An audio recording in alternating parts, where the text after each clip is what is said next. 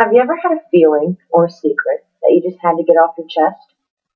Have you ever told someone something in confidence, only for them to betray your trust and tell someone else? I certainly know I have. Even my best friends have done it to me on occasions. But did you know that there are trained professionals who legally can't share any of these secrets? Psychiatrists, psychologists, therapists, or whatever you want to call them, won't tell your secrets. According to goodtherapy.org, professionals who are licensed to practice by the state must maintain client confidentiality. This means that they must keep the contents of therapy private. Not only the conversations, but they must keep the fact that a person is in therapy private as well. That includes professionals not revealing client names or even acknowledging them if their paths were to cross in public. I bring client confidentiality up because many people may not be comfortable with others knowing that they're in therapy. I know I kept mine secret for years.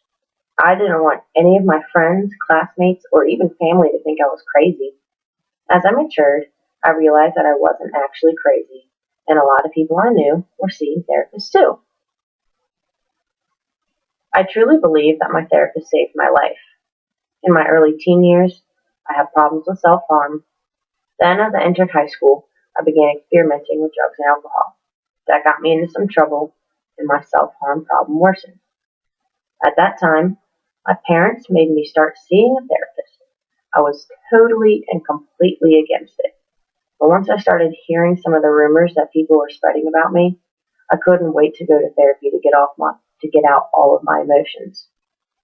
Eventually, my coping skills began to progress, and things didn't bother me as much as they did before.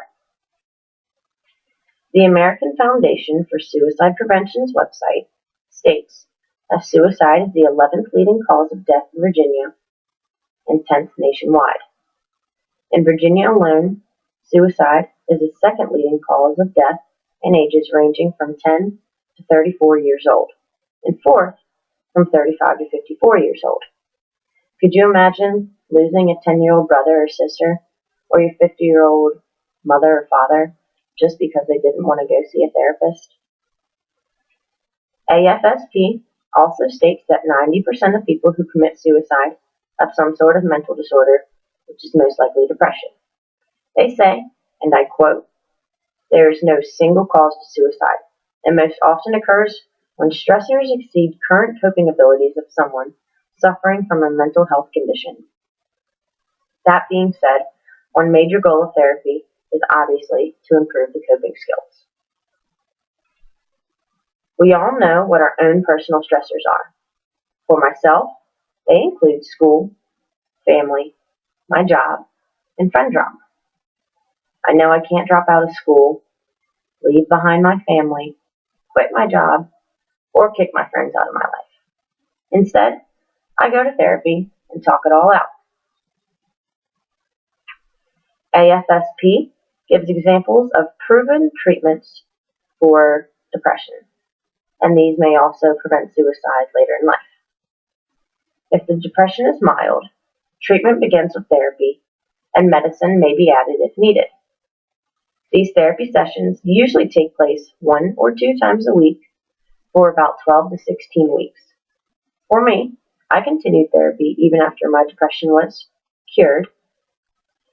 Therapy was my safe place, and even if I wasn't sad all the time anymore, I still always had something to talk about. The 3 most common types of therapy are cognitive behavior, interpersonal, and behavioral activation.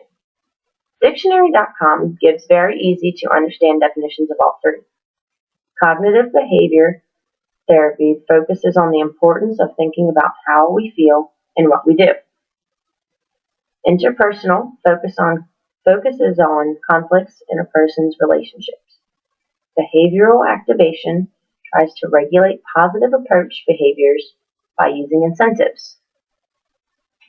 From having someone safe to talk to through client confidentiality, to treating depression, which may prevent suicide down the line, seeing a therapist has many life-changing benefits. Take it from someone who's gone to see her therapist for about 5 years now. It helps in more ways than one, and it most definitely does not make you crazy. Never be afraid to reach out and get the help that you need.